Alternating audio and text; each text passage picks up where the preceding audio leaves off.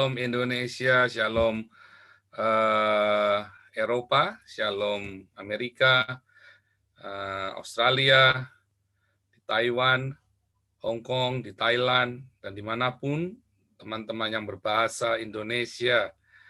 Berjumpa lagi dengan saya, Joseph Paulusang, Apologet Kristen. Anda yang ada di live Zoom sudah bisa nyalakan mic-nya ya. Sudah bisa nyalakan mic-nya sendiri, cuman tetap saya menyarankan untuk raise hand dulu sebelum bicara supaya kita atur satu-satu ya bicaranya ya, jangan berebut. Nah, teman-teman yang di live Zoom, Anda link kita tetap sama ya, 851-7772-4545. Sebentar. Link kita tidak berubah. 851-7772-4545. Saya kasih di ini ya, di kolom YouTube ya, di live chat di YouTube-nya juga saya kasih. Oke, cukup jelas suaranya. Ya, Shalom Pak Mantu 123, luar biasa. Terima kasih buat support-nya, buat Joseph Paulusang, channel Joseph Paulusang, Pak Mantu 123, dan teman-teman lain. Kemarin ada Pak Sober, ada Pak siapa lagi kemarin ya. Terima kasih buat support-nya. Tuhan Yesus memberkati. Dan untuk teman-teman yang lain yang rajin memviralkan YouTube saya, Tuhan Yesus memberkati semuanya. Kiranya semua upaya-upaya yang kita lakukan untuk memerdekakan Indonesia dari penjajahan Islam akan segera berdampak nyata. Kemarin saya ditanya ya, minggu lalu itu waktu saya meeting dengan teman-teman dengan teman-teman dari meeting tentang anti persekusi. kita tanya, menurutmu di Indonesia sudah progres belum? Oh banget, sudah progres banget. Dengan banyaknya YouTubers yang bangkit mengkritik Islam dan memberitakan Injil, dan dengan banyaknya para penginjil jalanan, hari ini saya baru baru nonton di video Facebook itu, ada penginjil dari luar negeri itu, dia nginjil di Sudirman itu ya, di pinggir jalan, tadi Sudirman atau di mana itu ya, ada penerjemahnya.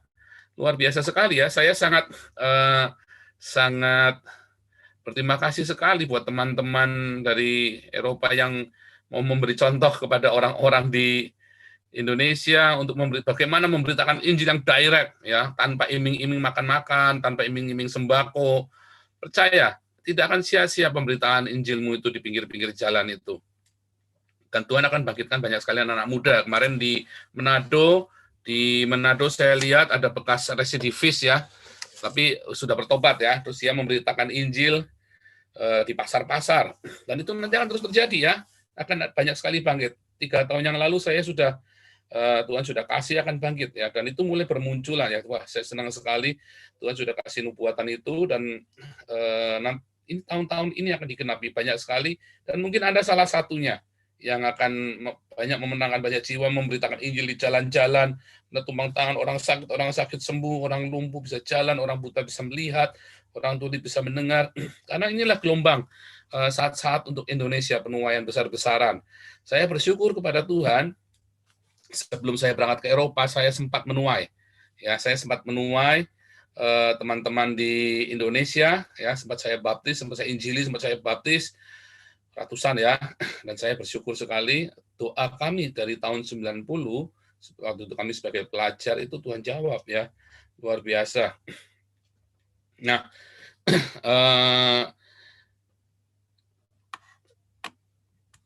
kemudian di hari-hari ini nanti akan ada orang-orang, anak-anak muda yang lebih radikal dari saya.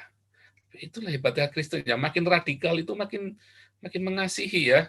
Makin radikal orang-orang Kristen itu makin mengasihi, mengampuni, memberkati. Anda kan disebut Kristen yang radikal bila Anda itu mengasihi, mengampuni, dan memberkati dengan radikal, dengan luar biasa.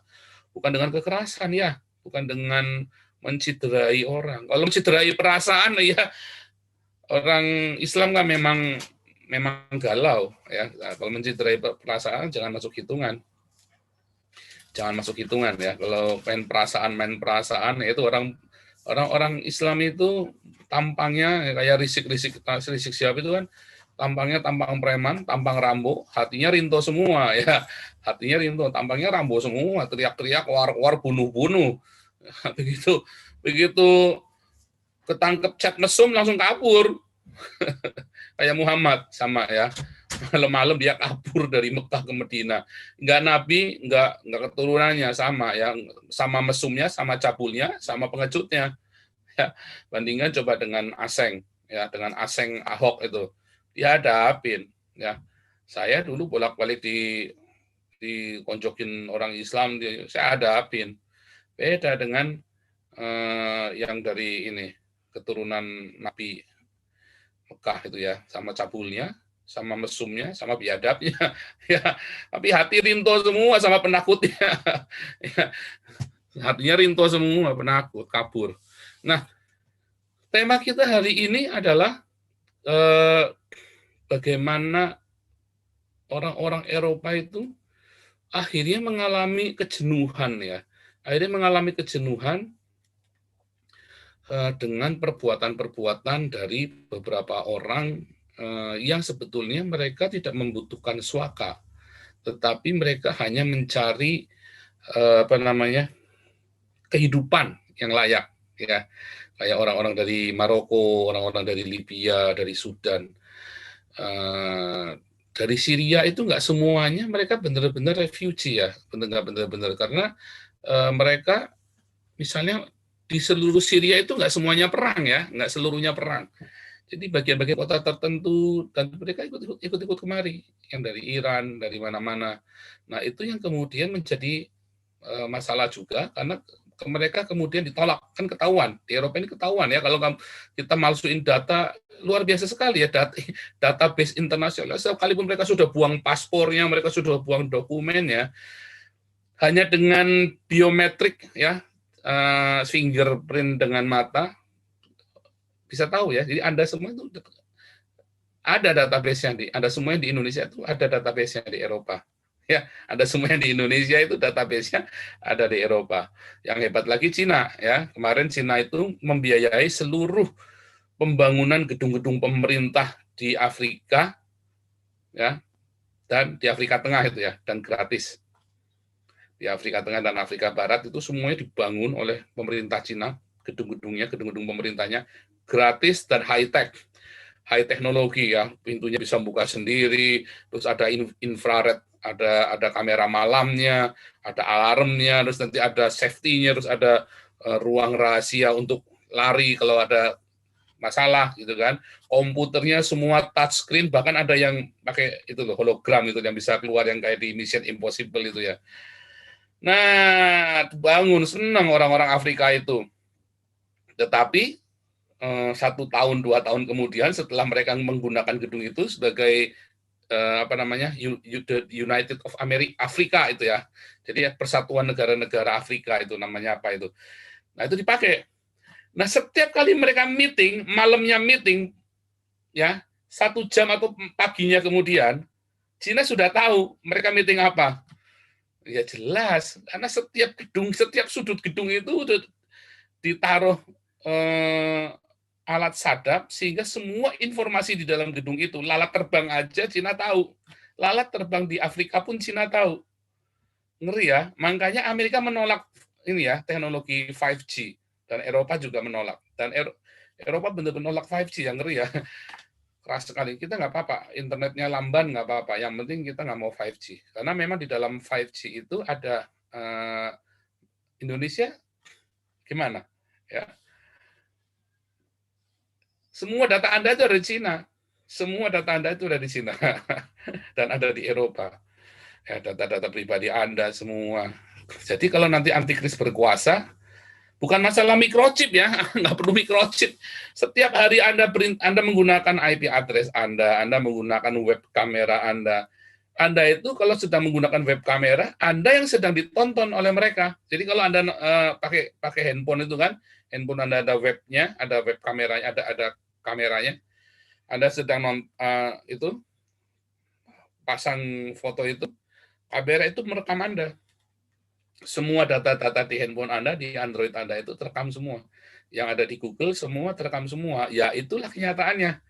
Ya itu era globalisasi, New World Order. Itu sudah akan terjadi. Makanya kedatangan antikristus itu memang kan sebentar lagi, tapi didahului dengan kehancuran Islam dulu.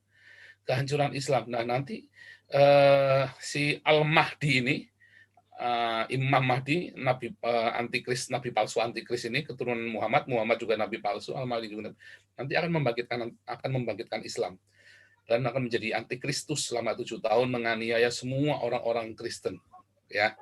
Dan itu sudah akan terjadi, tapi akan didahului dengan kehancuran Islam. Jadi teman-teman, saya kasih tahu kalau Anda masih tetap Islam, Anda akan menjadi bagian dari antikristus yang akan masuk neraka. Ya, dan itu serius ya, itu serius. Dan ketika bencana-bencana itu terjadi, ketika orang-orang Kristen itu terluput dari bencana-bencana, kutuk Mesir itu akan terjadi lagi ya. Kalau Anda baca Wahyu itu, Sangkakala pertama sampai ke-7, itu kutuk di Mesir semua, itu akan terjadi lagi. Dan orang-orang Kristen yang percaya Tuhan Yesus sungguh-sungguh akan diluputkan. Tetapi orang-orang yang tidak percaya, orang-orang Islam itu ya akan mengalami kutuk Mesir itu dan mengerikan sekali. Dan ketika itu terjadi ya, orang mau mati aja nggak bisa mati. Minta mati nggak bisa mati loh. Bayangin. Sampai Anda menjadi bagian dari kerajaan Allah. Anda menerima Yesus Kristus sebagai Tuhan dan Juru, Anda baru dilindungi. Walaupun Anda secara fisik Anda dipersekusi, secara ekonomi Anda dipersekusi, tetapi Anda akan mengalami damai sejahtera yang luar biasa. Itulah sebabnya orang Kristen ya tidak pernah membalas ya ketika dipersekusi di Rusia. Apakah terus demi nama Yesus terus Rusia dibombardir sama? Enggak. Tuhan yang menghancurkan Rusia. Meledak Chernobyl kan, hancur. Sejak itu Chernobyl itu meledak, maka orang-orang Kristen berhenti dipersekusi. Siapa yang mempersekusi? Orang KGB-nya semuanya bubar jalan semua. Sehingga hari ini tidak ada kedengaran lagi orang Kristen di Rusia dipersekusi.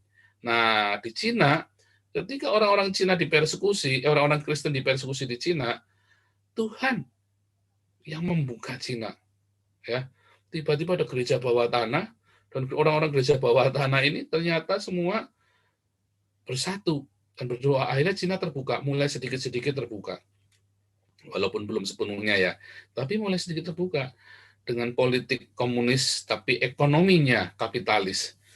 Ya, mulai terbuka. Cina mau nggak mau harus terbuka. Nah, jadi kalau saya kemarin ada satu dosen di Monash University Pak Ariel itu ya, dia cerita tentang komunis. Saya bilang, Prof, itu komunisnya itu sudah hancur, Prof. Sarang komunisnya sudah hancur, nggak ada PKI di Indonesia, itu nggak akan bisa. Dasarnya apa dia mau berdiri? Bagaimana cara dia mau bangkit? Sekarang itu yang ditakuti adalah radikalisme Islam. Itu lebih bahaya daripada komunis. Ya, lebih bahaya daripada isu tentang PKI. Radikalisme itu lebih mengerikan. Dulu 5 tahun yang lalu, Prof. Ariel ngomentari, enggak, ditanya perspektif yang berbeda. Enggak nyampe setahun, tiba-tiba itu ya, geger radikalisme bom sekali. Terus baru Prof. Ariel dia nulis, kalau zaman Orde Baru, orang asal pakai doreng, wah orang segen. Ya, zaman Orde Baru itu orang dikit-dikit punya kaos pakai doreng, punya jaket pakai doreng. Ya, dulu kakak saya paling hobi tuh ya ngumpulin jaket, teman-temannya kan banyak ya, kakak saya teman-temannya banyak dari militer itu. Pakai doreng semua, kemana-mana pakai doreng ya, pakai punya pisau tentara yang gede itu ya, dipamer-pamerin, pakai sepatunya sepatu militer. Sampai nah, namun sekarang pakai doreng itu nggak ditakutin. Anda pakai yang atribut-atribut itu hijau-hijau, coklat-coklat nggak ditakutin. Ya, masyarakat itu takut kalau Anda pakai atribut putih-putih, pakai daster putih, ya, pakai itu selendang apa, selendang di pakai daster putih sama yang diubet-ubet di kepala itu ya, karena kepalanya ditaken itu kan. Takut sekarang, beda. Beda. Masyarakat sekarang nggak takut dengan orang pakai baju tentara pakai. Kenapa? Karena tentara sekarang malah menjadi sahabat rakyat ya di Indonesia ya. Militer itu malah jadi temannya rakyat loh. Polisi itu malah sekarang jadi temannya rakyat ya, belakangan ini ya. Semenjak Pak Tito ini ya, walaupun tetap banyak polisi-polisi yang kurang ajar, yang biadab ya banyak, tapi ada perubahan ya. Kalau di Eropa polisi, orang lihat polisi itu teman, sahabat, senang. Kalau di Indonesia begitu polisi nyegat malah dikebut motornya ya kan, tabrak sekalian polisinya. Kenapa? Karena memang ada sisa-sisa ketidakpercayaan masyarakat. Itu bukti bahwa masyarakat tidak percaya kepada polisi, kepada aparat.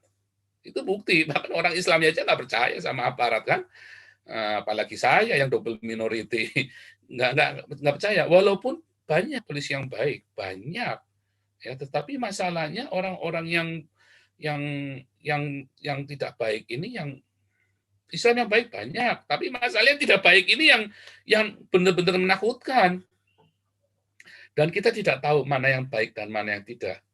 Nah, ciri khas orang Islam yang tidak baik itu yang kalau selalu pakai daster putih-putih, itu pasti nggak baik. Orang yang selalu pakai piara janggut itu pasti nggak baik, karena watak keislamannya itu melekat. Saya jamin, Anda ya, kalau ada orang Islam yang rajin pakai putih-putih, terus pakai sorban, terus janggut-janggut, itu pasti nggak baik. Pasti, 100% saya jamin. Tunjukkan satu yang baik. Saya kasih 1 miliar buat kamu. Nggak ada. Itu sudah riset. Karena apa? Karena ketuhanannya dia bukan di hati, tapi di atribut. Dan itu terjadi di Eropa. Ya, makanya orang Eropa itu di Belanda itu 2 tahun yang lalu keluarin aturan nggak boleh pakai nikab. Boleh di jalan boleh, tapi begitu naik bis dia pakai nikab, supir bis berhak menolak dan tidak akan dikenakan undang-undang rasisme. Ya, berhak menolak. Anda boleh pakai burka, boleh pakai jilbab, ya, boleh pakai kerudung, boleh pakai atribut Islam, tapi Anda nggak boleh pakai nikab. Satu, memang itu didasari dari ada apa dengan kamu, kenapa kamu begitu menutup dirimu. Tetapi yang kedua, orang-orang ini biasanya pelaku. Biasanya yang melakukan kekerasan. Dia nusuk orang, tiba-tiba membawa bom, tiba-tiba. Dan nggak akan bisa kedeteksi CCTV. Ya kan? Logikanya kan seperti itu. Nah, tetapi memang orang-orang ini yang kemudian menjadi masalah di sini. Nah, bagaimana dengan Anda yang di Indonesia? Ya kan? Bagaimana dengan Anda yang di Indonesia? Makanya sering salah tangkap di Indonesia. CCTV-nya jarang. Ya, kalau di Eropa itu setiap sudut jalan pasti ada, setiap sudut pasti ada CCTV. Mau di kota kecil, mau di hutan aja ada. Di hutan itu asal ada jalan setapak itu pasti ada CCTV. Ya, walaupun di hutan dan itu di jalan setapak itu pasti ada CCTV. Sehingga orang kalau mau bikin apa hari ini besok sudah ketangkep. Ya, makanya orang-orang yang melakukan penusukan apa itu, pemerkosaan, ya itu langsung ketangkap. Nah, di Eropa ini itu tadi begitu, mereka tidak anti dengan Islam, tetapi begitu ada orang-orang dengan atribut-atribut itu, mereka terus merasa resah. Karena mereka nggak menyatu. Tidak masalah dengan itu, tapi yang masalah adalah ketika mereka menutup semuanya. Apalagi terus nggak mau jabat tangan, nggak mau, wah itu menyinggung orang Eropa ya. Kamu mau kasih bunga satu, ada di YouTube itu ya, di jabat tangan nggak mau, tapi si laki-laki ini munafik banget, yang ngentot mau, jabat tangan nggak mau. Coba dikasih entotan, mau dia. Ya, jadi jabat tangan nggak mau. Itu karena dia di depan umum, terus dia demonstrasi ngasih bunga yang banyak, nggak laku, nggak ada, nggak bisa. Anda menyinggung. Itulah orang Islam. Orang Islam itu ya tidak ada namanya di mana dia berada bumi dipijak, langit dijunjung. Nggak ada. Orang Islam itu maunya dia di mana, ya kudu jadi Islam. Geblek ini orang Islam ini memang. Geblek, compong. Geblek di mana-mana. Di Indonesia juga sama kan. Kamu jadi Islam, kamu apa? Karena Islam kudu jadi Arab. Mereka nggak pernah mikir kalau dulu di Indonesia Islam itu disebarkan dengan wayang kulit ya. Mereka sekarang mengkafirkan dan menganggap wayang kulit itu adalah pagan, najis, kafir. Ya, itulah Islam. Anda menjadi Islam berarti menjadi Arab. Nah, makanya ada beberapa Islam yang ingin kembali ke budaya Nusantara karena mereka memang takut untuk meninggalkan Islam. Bukan takut sama ala SWT, mereka udah nggak percaya. Tapi mereka takut sama orang Islam yang lain, takut dikucilkan, takut konflik horizontal, takut. Nah, terus mereka bikin Islam Nusantara. Ya, Islam dengan campuran agama lokal, kejawen. Karena sebetulnya mereka sudah nggak percaya Islam lagi. Ya, mereka udah nggak percaya Islam dan banyak jumlahnya ya, dan ada beberapa yang radikal. Nah, kebangkitan kerajaan palsu itu adalah kejenuhan terhadap Islam. Mereka jenuh terhadap Islam. Mereka jenuh bukan sama pemerintah tapi sama Islam. Kebangkitan agama-agama tradisional itu adalah kejenuhan mereka terhadap Islam. Makin kalian makin berbuat bodoh, makin Anda pakai daster putih-putih itu, makin orang itu enak ngeliat Anda. Enak. Saya aja kalau ngeliat orang daster baru ngeliat daster putih enak saya. Ya. Saya kalau ketemu orang Islam saya nggak benci ya. Saya ketemu orang Islam, saya punya sahabat orang Islam banyak ya. Malah beberapa saya support secara finansial. Ya, secara bukan rutin, tapi ketika mereka membutuhkan satu mereka datang ya karena kita bersahabat, artinya kita dan orang-orang ini pun baik. Nah, masalahnya adalah ketika mereka kemudian memakai atributnya itu loh, yang bikin enak. Kenapa? Kenapa sih kamu pakai atribut Arab? Ya, Anda lihat ya, saya Kristen, walaupun banyak teman-teman saya yang suka pakai sok-sokan Yahudi, pakai talit, pakai shofar, saya pun nggak terlalu suka dengan yang seperti itu. Ya, dari dulu saya nggak suka. Sok-sokan bener sih, sok Yahudi. Makanya saya selalu di Facebook saya selalu bilang Jewish wannabe itu loh. Sok-sokan Jewish disunat kagak, sok-sokan Jewish kamu, sok-sokan jadi Yahudi. Dan orang-orang seperti itu biasanya fanatisme dan geramber nggak karu-karuan ya, orang-orang yang mengutamakan atribut ya, yang mengutamakan atribut di dalam ibadahnya dan mengutamakan atribut simbol-simbol ritual itu biasanya biadab. Termasuk agama apapun itu biasanya nggak baik, justru nggak baik. Kalau orang yang beribadahnya dengan perbuatannya dalam sehari-hari, maka biasanya dia memang sudah menemukan apa yang dia cari, atau minimum dia sudah dekat.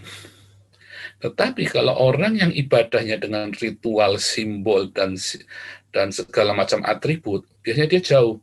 Karena dia jauh sekali dengan apa yang dia sembah, maka dia berusaha mendekatkan yang transenden itu, yang nun jauh di sana, ya, dia berusaha dekatkan dengan atribut-atribut, ritual-ritual, simbol-simbol, sehingga dia tersugesti, dia sudah dekat.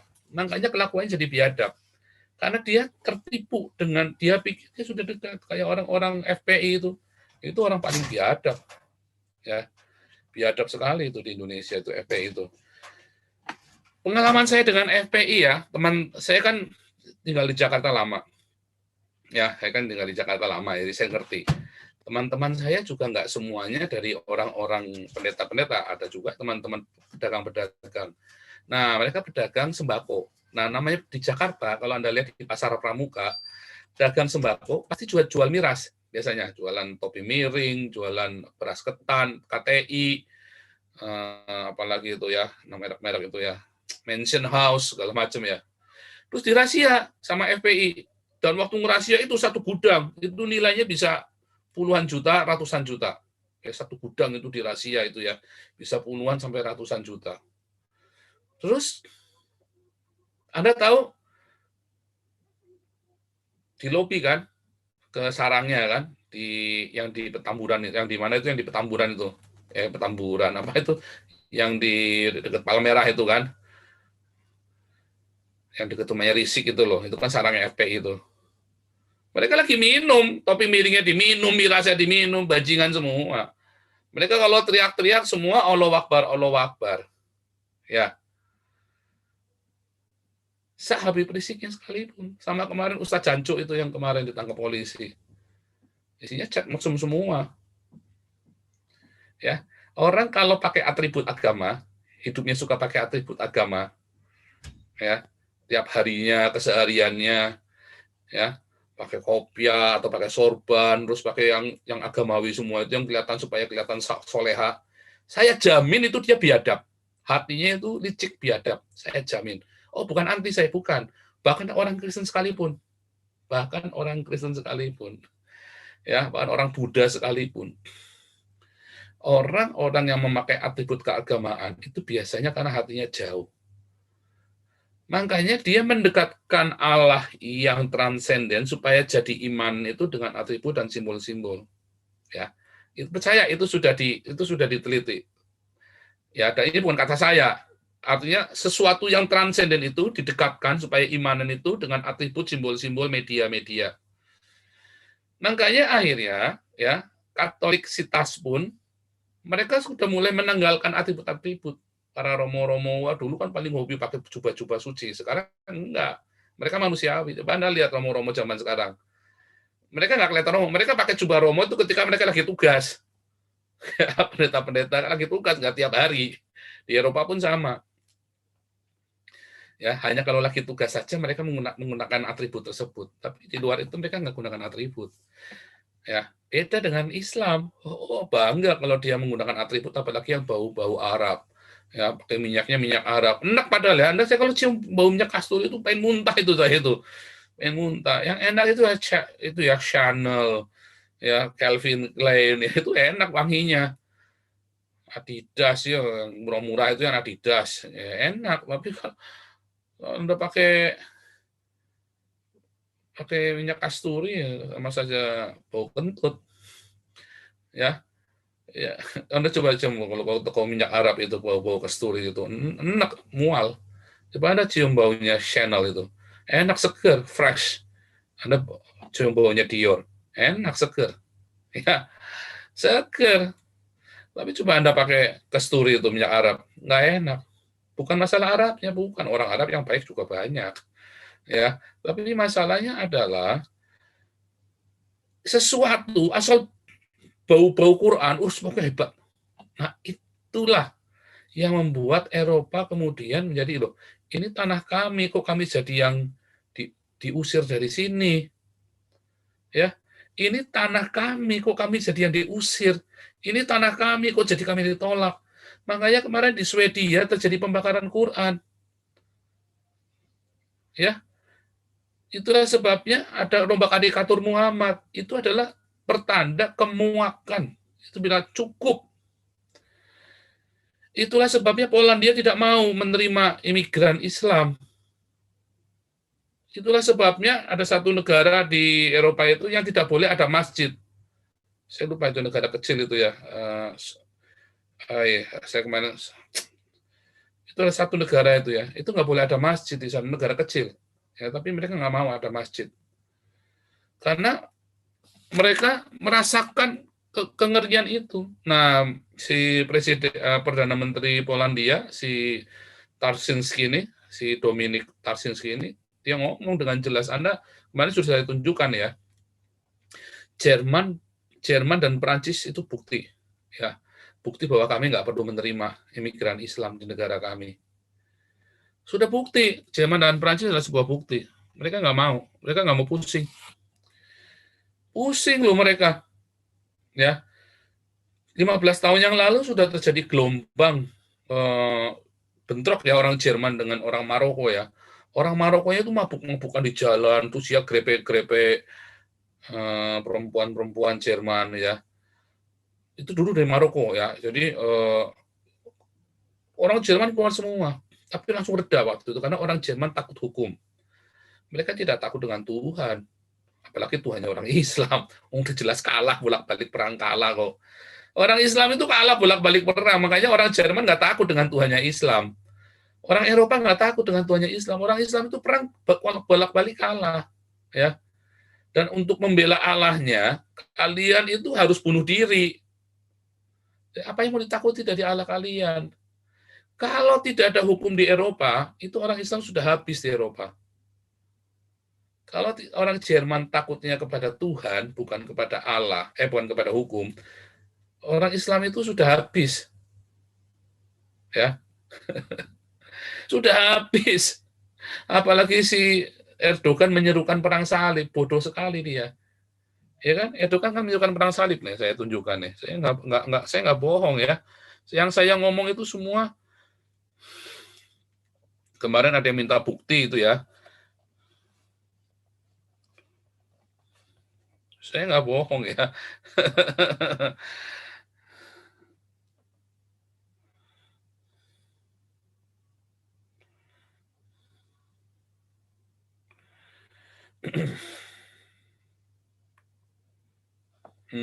Oh belum, sorry. Sebentar ya. Itu kan serukan perang salib. Bodoh dia. Dia lupa perang salib dulu negaranya kalah. Ya, negaranya kalah. Nah, ini.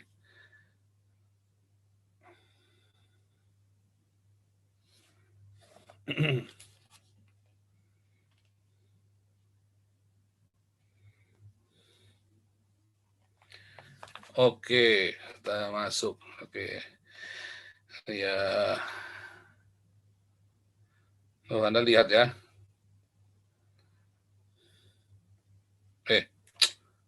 Kecepatan. Ya, perang salib. Dia mau gembor-gembor perang salib. Negara udah mau bangkrut, teriak-teriak perang salib. Baru perang salib, kena gempa sekali, yang nolongin orang Barat juga. Ya, orang Barat juga. Saya nggak bohong ya. Anda semua yang bilang saya ngomong nggak pakai data, ya Anda silakan tampil di Zoom saya 851 7772 4545. Ya, sebentar. Wah, saya lupa lagi. Saya berkala ya. Saya kasih aja. Mana tadi?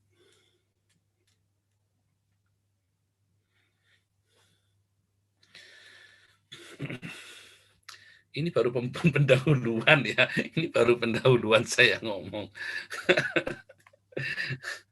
Sebentar, saya mau tunjukkan yang lain tadi. Jadi ada gelombang anti pengungsi ya, gelombang anti imigran di Eropa.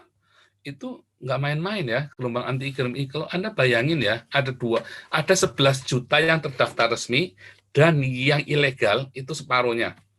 Minimum ya, karena itu kan itu sudah 20 tahun ya, sudah lebih dari 15 tahun itu. Pengungsi ini ada di Eropa itu ada 11 juta yang terdaftar minimum ya yang ilegal yang ditolak tapi nggak mau pulang yang mau dideportasi terus dia kabur terus dia pindah dari satu negara keliling Eropa dia itu ya karena tunjangannya besar kemarin saya sudah tunjukkan ya kalau dia single satu orang dapat 320 sampai 340 ya satu orang kalau dia satu keluarga 300 dikali jumlah keluarganya dia. Makanya mereka mengawinkan apa mereka bawa anak banyak-banyak ada yang anaknya 10 ya. Anda bayangin kalau anaknya 10 gimana tuh? Ada yang anaknya 10. Ya. Yang anaknya 10 itu berarti dia terima berapa tuh kalau anaknya 10? 12 kali 300. 3.600. Hampir 50 juta loh. Gajinya Jokowi kalah. Gaji Jokowi aja kalah itu 50 juta. Bagaimana mereka nggak keenakan tinggal di sini. Tetapi kemudian mereka resah. Ya kita mulai dulu nih. Saya share screen lagi. Ini satu-satu ya. Kita mulai dari ini dulu ya, dari berita-berita ini dulu aja kita lihat. Simpel sekali, semua ada di berita. Anda lihat gelombang anti imigran. Ya itu semua. Lihat ya. Ya, kekhawatiran imigrasi picu krisis dalam politik Barat. Karena ada oposisi yang menolak Dan mengapa sih yang mau ada imigrasi? Karena kemanusiaan. Ketika Turki, jadi Turki dia itu nipu, ya, dia itu nipu. Dia itu minta uang dari PBB buat bikin camp pengungsi. Kalau Eropa enggak, kalau di Eropa mereka sudah punya camp sendiri. Mereka punya banyak bangunan-bangunan yang kemudian didedikasikan. Jangankan untuk yang begitu ya, di Eropa ini binatang saja punya gedung sendiri, ya, dan layak. Binatang saja diperlakukan dengan layak loh di Eropa. Kuda itu mau dibunuh, sapi itu kalau mau dibunuh, kalau orang Eropa ngelihat sapi dibunuh, lihat di Indonesia, itu dibilang itu savage ya, barbar. Cara kalian bunuh binatang itu savage, barbar. Ya, saatnya sumbul ada yang sampai sapinya meronta-ronta, ada yang disembelih nggak selesai, sampai kepalanya kewil-kewil, ya kan? Kalau di Eropa ini nggak boleh. Anda nyembelih binatang seperti itu, Anda bisa masuk penjara. Serius, Anda bisa masuk penjara gara-gara nyembelih binatang seperti itu. Ya, nah sebentar Pak Apologet, nanti boleh sebentar. Saya mau tunjukkan ini ya. Ini baru isunya ya. Nah, kalau Anda lihat ya, ada kritikan bahwa Eropa mengabaikan nilai-nilai. Geblek ya. Bukan Eropa mengabaikan nilai, tetapi imigran ini yang kurang ajar. Terus mau didiemin. Dan orang-orang Eropa ini, saya kan berinteraksi dengan imigran pencari suaka ya. Jadi saya tahu sudah adil sekali. Kalau nggak keterima, mereka sudah siap. Mereka pergi ke negara misalnya dia nggak keterima di Belanda, dia pergi ke Italia. Nggak keterima di Italia, dia bisa keliling di camp sana. Nanti setahun 2 tahun ketahuan, nanti dia pindah balik lagi. Caranya begitu mereka keliling. Ada yang 8 tahun sudah tinggal di Eropa. Caranya keliling dari satu camp ke camp lain. Sudah 8 tahun di Eropa dia tinggal. Ya, jadi makanya kemudian kemarin isu Belanda tutup, nggak boleh. Wah, di demo panik. Italia sudah tutup, Yunani sudah tutup ya. Yunani sempat tutup terus dibuka lagi tapi sedikit. Italia sudah tutup. Turki dia malah kirim orang banyak sekali dilolosin ke Eropa. Padahal perjanjiannya Turki adalah penhentian terakhir dan nanti PBB akan mengganti kerugiannya. Tetapi curang, duitnya diambil, orangnya dilolosin. Alasannya kabur. Enggak, saya banyak ketemu orang Turki di sini. Erdogan memang biadab, kurang ajar. Contoh ya, yang diterima di Turki uangnya itu nggak nyampe 1/10-nya di sini di Eropa. Uangnya loh. Lah kemana uangnya itu dari PBB itu? Ya, kalau di Indonesia kan memang tidak menandatangani perjanjian refugee tahun 1951 ya kalau nggak salah ya. Memang Indonesia nggak menandatanganin. Indonesia tidak bertanggung jawab atas refugee. Memang karena tidak menandatangani fakta perjanjian tersebut untuk refugee. Tetapi Turki itu menandatangani fakta perjanjian dengan refugee. Ya. Dan Turki harus bertanggung jawab. Nah, itulah kalau Anda bayangin ya kondisinya seperti itu. Ya, Anda bayangin ya. Terus mereka bikin ulah di sini. Maka terjadi gelombang demonstrasi. Demonstrasi ya kayak di Swedia kemarin ya. Penolakan, terus di Jerman, di Kolon itu. Akhirnya kan mereka keluar. Tadinya mereka terima, welcome refugee, ya kan. Herzlich willkommen, wir haben genug Platz für euch. Ya, kita punya tempat yang cukup untuk Anda, untuk kalian semua. Tadinya teriak begitu. Nah, sekarang terjadi gelombang protes. Ya, protes. Dan mereka mulai terjadi justru malah jadi penolak. Yang tadinya penuh dengan kasih, ya kan Eropa nggak semuanya Kristen. Gereja masih membuka pintu ngasih makan. Tapi kan nggak semuanya Kristen. Nggak semuanya, makanya berterima kasihlah sama gereja. Kalau bukan karena gereja membuka ngasih makan, itu refugee yang ilegal itu udah mati kedinginan. Apalagi sekarang berapa nih, minus berapa nih? Sekarang 12 ya. Tadi pagi 2 derajat tuh tadi pagi ya. Ini sekarang 12 derajat. Tadi pagi 2 loh. Ngeri loh. Oke, Pak Apologet dulu, silakan sebelum saya lanjutkan. Saya mau minum dulu. Silakan Pak Apologet. Udah, suara Silakan. saya jelas ya? Jelas ya. Jadi begini, saya mendengar ada statement dari Kamala Harris ya. Kamala Harris ini kan Wapres Amerika dan kemungkinan mereka ya. Dan ini akan berubah total. Semua kebiasaan Trump yang merugikan Islam ya itu akan diakhir. Kamala Harris ini kan keturunan India ini, jangan-jangan India Islam lagi ya. Welcome semua orang pengungsi-pengungsi Islam welcome di Amerika. Palestina apa semua akan dibantu negara-negara Islam. Jadi saya tidak mengerti, Amerika ini apa tidak mengerti ini bahayanya Islam ini ya. Ya. Jadi ya ubah total. Bagaimana pendapat Anda ini? Ya, jadi gini, Amerika ini memang sekarang ini blunder ya, Amerika ini blunder. Saya tidak suka dengan Donald Trump ya, perilaku moralitasnya segala macam saya nggak suka. Tetapi saya juga nggak percaya ketulusan Donald Trump membantu gereja. Saya nggak percaya ya. Tetapi apa yang dilakukan Donald Trump ini terhadap Israel, saya sangat setuju. Satu itu, saya sangat setuju dengan mengakui Yerusalem sebagai ibu kota. Bukan karena saya Kristen, karena orang Yahudi pun tidak menerima kekristenan loh, mayoritas ya. Banyak orang Yahudi, jutaan yang menerima Kristen. Cuman maksudnya tidak semua orang Yahudi. Bahkan ada yang ultra ortodoks yang menentang kekristenan di Israel. Ada. Tetapi bagaimanapun juga itu adalah haknya orang Yahudi. Satu itu. Jadi Donald Trump melakukan tindakan-tindakan yang tidak berani dilakukan oleh pendahulu-pendahulunya. Kedua, Donald Trump itu di Amerika ya, Obama itu yang dipuja-puja orang Islam itu memenjarakan pendeta-pendeta yang tidak mau menikahkan LGBT di gerejanya. Donald Trump itu menolak LGBT, menolak pengesahan LGBT. Dan pendeta-pendeta yang dipenjara itu dikeluarin semua sama Donald Trump. Yang gara-gara nggak mau nikahin LGBT kan dipenjara. Banyak puluhan tuh ya di Amerika itu pendeta yang tidak mau menikahkan LGBT di gerejanya dipenjara sama Obama. Dipersekusi. Dianggapnya saya tidak anti LGBT ya, saya tidak anti. Saya mendukung perlindungan hukum, hak-hak hukum LGBT. Tapi jangan di gereja. Karena gereja kami punya aturan sendiri. Kita punya aturan sendiri, kita tidak melegalkan LGBT. Kita menerima orang-orang berdosa, orang-orang LGBT. Mereka boleh datang ke gereja.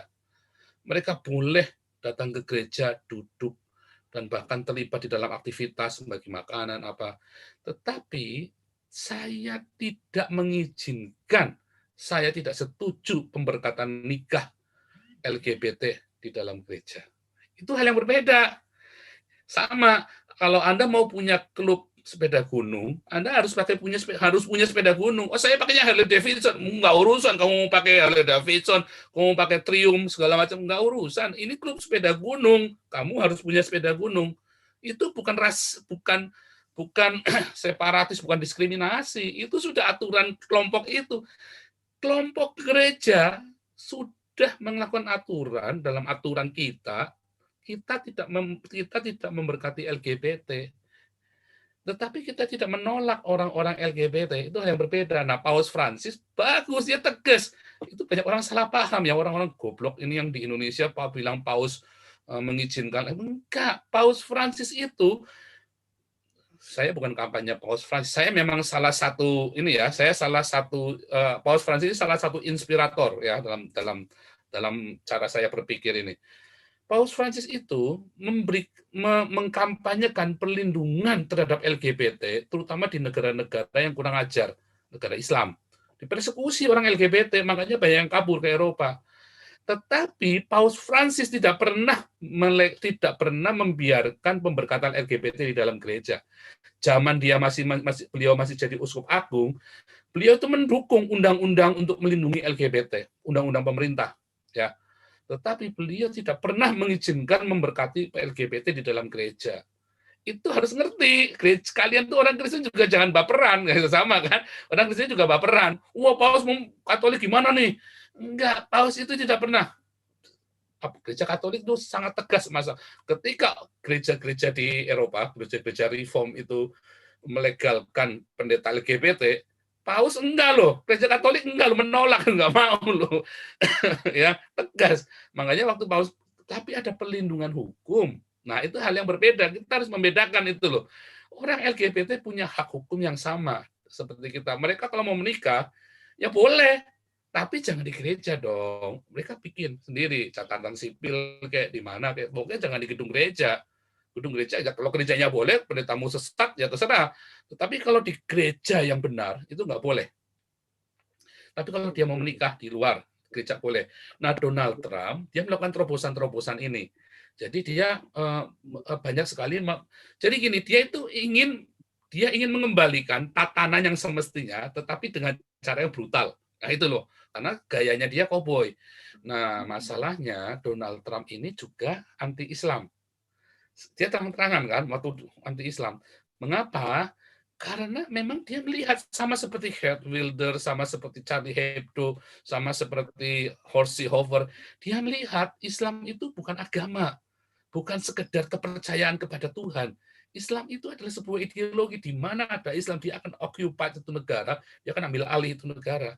Dan nanti kebebasan di negara itu akan nggak ada setelah dikuasai Islam. Nah, itu orang-orang kayak Joe Biden itu terlalu naif menurut saya. Saya sekali lagi, saya tidak suka Trump ya. Dan saya melihat di Amerika itu, tapi itulah. Dan Joe Biden kampanye dibiayai oleh orang Islam ya. Joe Biden, makanya orang Indonesia bersorak-sorak nih dengan. Iya, memang Israel Naif, kecewa Pak. ini. Naif, Pak. Menurut saya terlalu naif. Mereka tidak tahu bahaya. Orang Eropa sudah merasakan sendiri. Mereka yang bersentuhan langsung, imigran Islam pencari suaka terbanyak lari ke Eropa. Nanti di Amerika sekarang sudah merasakan dampaknya. Ya. Nah, Amerika sebetulnya balik lagi, saya tidak setuju dengan ini ya Trump ya, tetapi saat ini memang Donald Trump adalah sudden death, perpanjangan waktu bagi Amerika. Begitu nanti Islam dibiarkan, Amerika hancur. Lihat ya, di mana ada Islam pasti ada kehancuran. Begitu Islam yang mulai banyak, banyaknya itu Islam di Amerika bukan karena konversi ya, tapi karena imigran. Saudaranya bawa saudaranya, terus anak-anak, 1-2 petualang agama. Atau ya petualang agama, dia mau riset, dia mau apa, 1-2. Tapi itu mengerikan sekali, Pak. Dan itu nanti akan terjadi. Makanya bilang Amerika ini kenapa bisa disusupi Islam? Karena nasionalismenya sudah berkurang. Ya kan? Nah, sama ketika ISIS, si Hillary bilang ISIS yang bikin Amerika, bukan artinya dibikin oleh yang bukan. Dulu si Al-Baghdadi itu adalah dulu kombatan. Nah, karena dia orangnya hebat, dia punya akses, maka dia selalu disponsori oleh Amerika sampai dia kuat, dia berontak dari Amerika. Makanya si Hillary bilang, bukankah dia yang besarin kita juga? Artinya secara nggak langsung Amerika turut besarin ISIS, walaupun bukan Amerika bikin ISIS benar-benar, bukan. Itu Al-Baghdadi itu memang siapa memanfaatkan siapa, Amerika menggunakan Al-Baghdadi.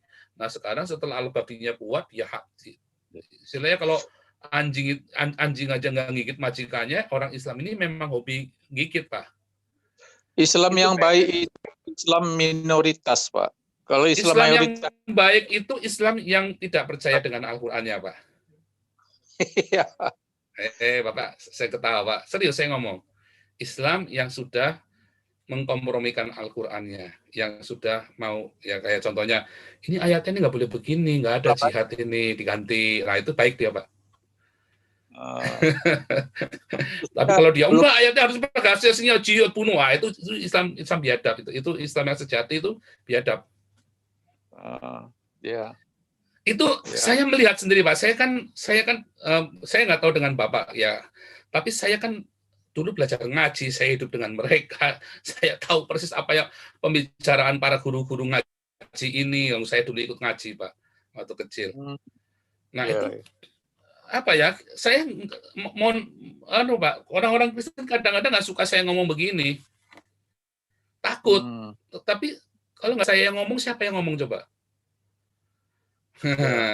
Mestinya kan nggak ada yang ngomong. Ya saya kasih tahu Anda.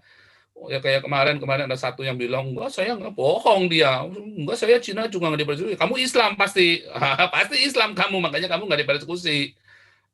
Kamu cuma di Cina-Cinain doang. Tapi coba kalau kamu Kristen, karena kalau Cina jadi Islam, itu malah dapat privilege. Makanya saudara-saudara Cina-Cina, karena ada yang nggak punya nyali, nggak punya titik, jadilah Islam. Ya, jadilah Islam supaya Anda dapat privilege di negara Indonesia. Tapi percaya saya, sebentar lagi Indonesia akan jadi Kristen. Nah, sekarang Anda pilih. Dan Anda akan menjadi kelihatan bodoh. Ya, gampang ya, tinggal pindah jadi Kristen lagi, toh Pak. Nah, itulah makanya. Supaya nyadar. Oke, Pak Bobi, silakan Pak Bobi. Sebelum kita lanjutkan, Pak Bobi, silakan satu lagi. Oke. Ya, untuk... ya. Ya, Pak Wahyu. Ya. Ya Pak, ini Pak sedikit mau tanya sekalian apa namanya? Saya kan juga banyak baca-baca media massa yang dari luar negeri itu ya. Pertanyaan saya itu adalah gini Pak, kalau orang-orang Eropa itu lagi sebel sama imigran itu, tapi kebanyakan berita itu kok lebih condong ke ini Pak ya, ke antisemitisme ya Pak ya. Iya. Kebangkitan antisemitisme di Jerman terutama ya. Sehingga saya baca waktu itu populasi orang Yahudi di Eropa pada tingkat yang paling rendah nih sekarang nih. Jadi mungkin orang Yahudi yang di Jerman atau yang di beberapa negara Eropa mengalami persekusi dari imigran Muslim juga, ya kan? Tapi kebangkitan Eropa itu kok lebih cenderung ya, saya lihat ya, saya kan baca di media aja, lebih condong ke antisemitisme ya. Ke anti Yahudi, apakah orang Eropa itu memang secara tradisional tuh memang agak sedikit tidak suka sama orang Yahudi atau gimana? Jadi maksudnya kan Yahudi kan sudah bertahun-tahun, 200-an tahun ya, ada di mana tuh, ada di Eropa ya. Jadi mungkin karena mereka kaya gitu, jadi mereka agak sentimen gitu loh. Gitu, ini Pak, antisemit itu yang dimaksud ketika ada frasa antisemit itu bukan Yahudi Pak, tetapi sama seperti bahasa Semitik. Nah itu bahasa Ibrani, bahasa Aram, bahasa Arab. Nah kalau bilang Semitik itu berarti anti orang-orang Timur Tengah. Itu seperti itu maksudnya Pak, antisemitik itu. Jadi orang Yahudi di Eropa ini sekarang dicintai Pak, orang Yahudinya. Tapi yang dimaksud antisemitik itu terhadap orang-orang Arab. Cuman bahasanya anti-Arab itu bahasanya diganti antisemitik. Itu diperhalus seperti itu. Artinya ada beberapa ras. Walaupun Yahudi sebenarnya enggak. Karena buktinya pusat-pusat Yahudi di Eropa itu besar-besar. Dan di Eropa ini ada gelombang mesianik yang Jewish wannabe, Pak. Saya beberapa kali khotbah di Jerman, di komunitas mesianik. Saya sendiri sekarang saya sedang belajar teologi mesianik ya. Makanya teman-teman kadang-kadang bilang, oh, kamu teologinya rada aneh. Enggak, saya memang dipengaruhi dengan liberalisme dan mesianik ya. Jadi makanya ya itu nggak akan lepas dari itu. Tetapi orang Yahudi di Eropa sekarang dicinta, Pak. Mereka itu cinta Yahudi. Mereka itu karena mereka punya rasa bersalah juga waktu Hitler membunuh 6 juta itu ya. Di Jerman orang Yahudi itu diperlakukan dengan sangat baik sekarang ini. Di Austria kemarin orang Islam itu, orang Turki itu yang nembakin itu dia nembakinya ke arah sinagog, Pak. Mereka nembakinya ke arah sinagog. Itu adalah pusat adalah Jewish center di situ, Pak. Apa namanya?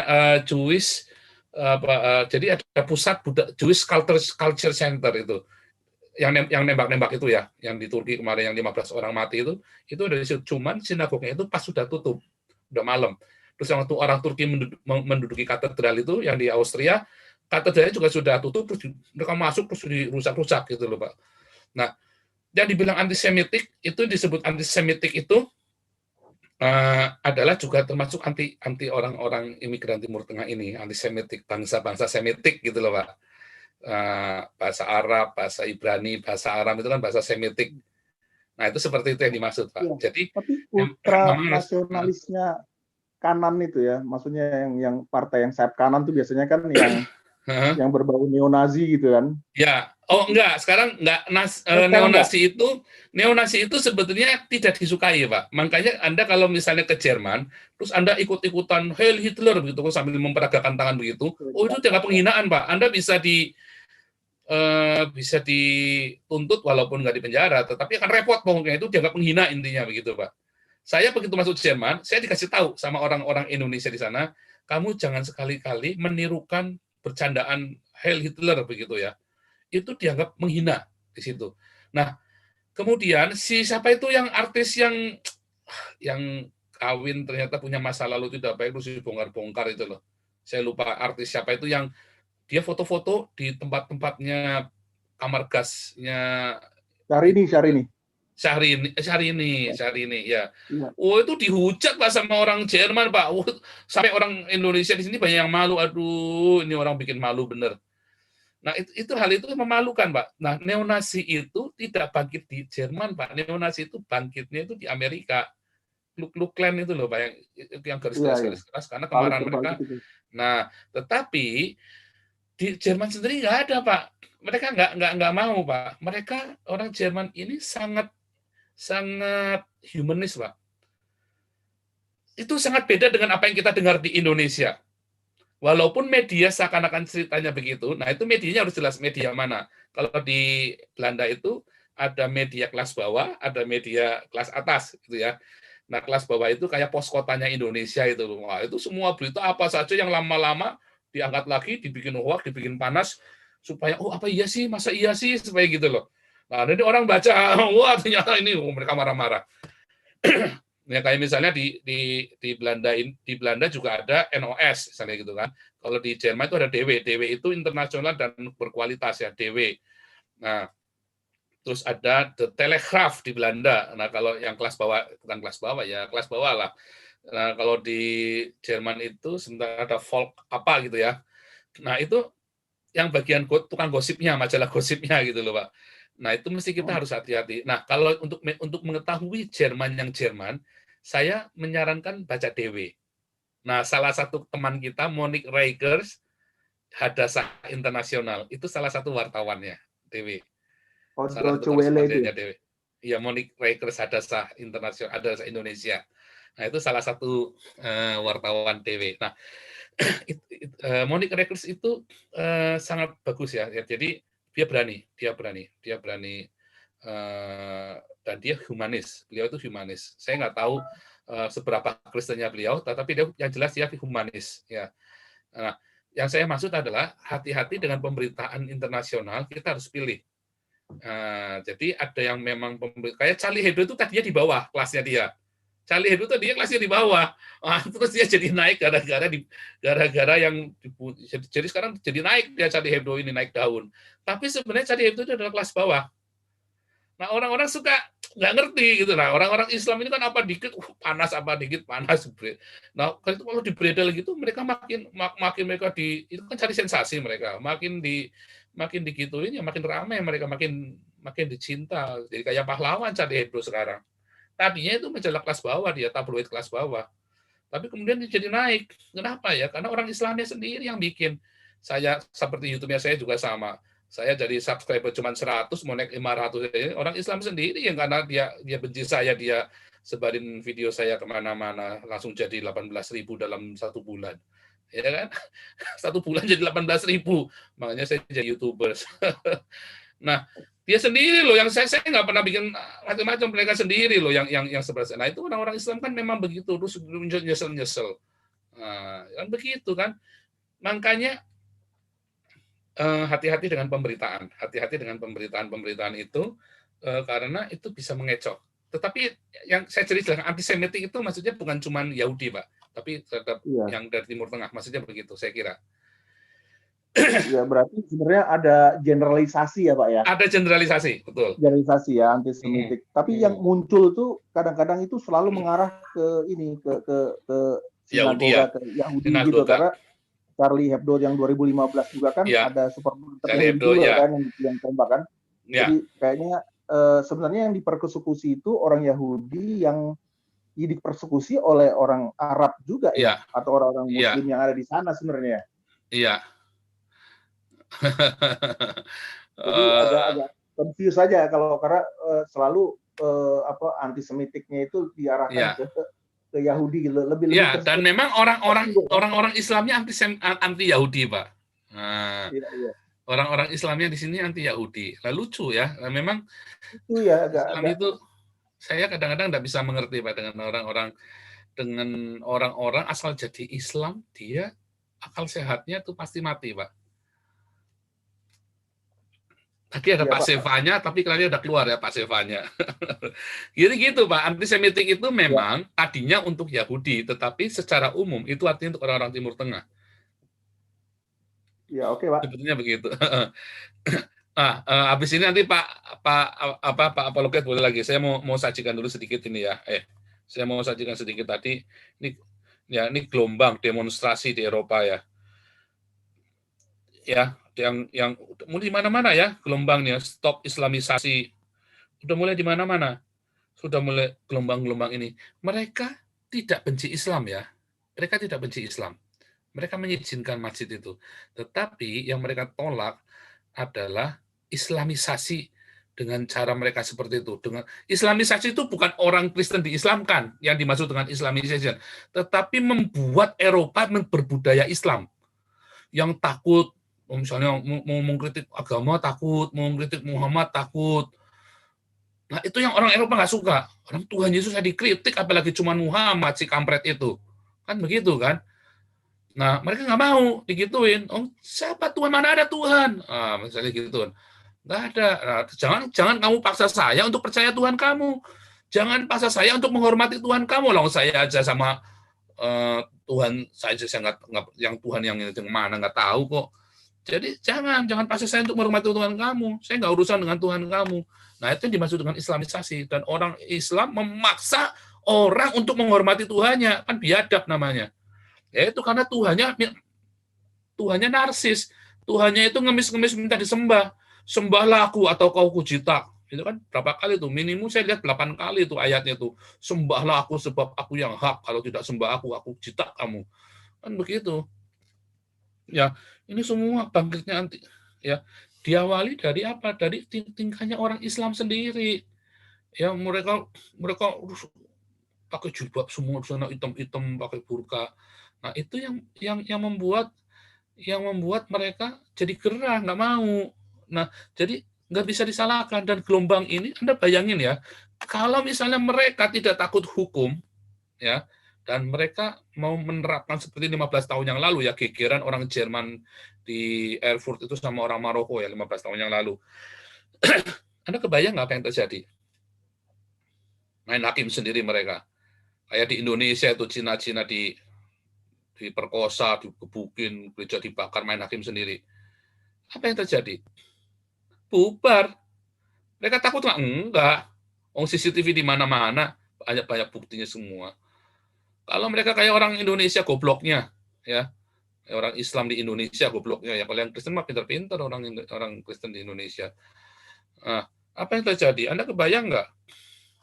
Ngeri. Pulang semua 20 juta orang ini. Oh. Nah, dan itu sedang ke arah sana ya. Karena beberapa kali saya ketemu dengan orang Jerman, mereka ngomong, saya punya senapan, saya punya tetangga Islam. Bukannya nggak mungkin senapan ini suatu hari saya todongan ke kepalanya. Dia ateis ya, jangan bilang dia Kristen. Kalau yang Kristen nggak mungkin. Ya, yang Kristen itu gereja sampai hari ini masih buka restoran. Dan istrinya Kristen, orang Indonesia Kristen, gitu ya istrinya. Kemudian ya jadi kami saya sering sering ada persekutuan doa, saya ngajar di rumahnya gitu ya.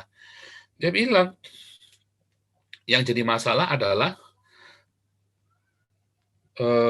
orang-orang ini kurang ajar. Saya nggak urusan dengan agama, saya tidak percaya dengan agama. Sama kamu aja saya nggak urusan. Oh, saya bilang gitu kan. Lalu kenapa kamu terima saya di rumahmu? Saya bilang begitu kan. Karena kamu kan juga berjuang melawan Islam. Makanya kamu saya anggap teman saya, walaupun saya tidak suka dengan agamamu juga. Tapi karena kamu berjuang melawan kebiadaban orang-orang ini, maka saya terima kamu di rumah saya. Ayo bekerja dengan lebih keras lagi supaya kamu saya kasih makan, kalau perlu saya kasih makan kamu. Bercanda begitu ya. Nah, sampai begitunya, dan mereka punya senapan, dan saya nggak cuma 1-2 orang-orang Eropa ini, kalau saya udah ajak saya diskusi tentang Islam, ya, beberapa orang gereja saya pernah sentil, dia emosi, lalu gimana dong? Sampai ada satu ya, nanti kapan-kapan saya mau live sama beliau ya, kapan-kapan dia sudah bersedia, kemarin saya sudah hubungin, dia bilang, tetapi ya, saya bilang, Pastor Paul, kalau suatu hari mereka benar-benar angkat senjata, mungkin saya akan kehilangan iman saya, dan saya akan angkat senjata melawan mereka juga. Kami ini orang Jerman. Kami nggak bisa diperlakukan seperti itu. Kami ini hanya karena takut hukum. Kami menghormati konstitusi. Kalau orang Indonesia, takutnya sama bibip, babi si Risik itu. Keturunannya Nabi itu, babi Risik. Orang Indonesia takutnya sama Risik, nggak takut sama Jokowi. Jokowi cuma dikelekin aja sama orang Islam di Indonesia. Ya, jadi geblek ya. Ini yang anti Trump ya orang Islam ya, anti Trump. Ini ngeri sekali di Eropa ini yang anti Trump ini. Anda jangan ini ya, apa namanya, terutama ini ya, terorisme ini Europe, dia bilang ini kan semua.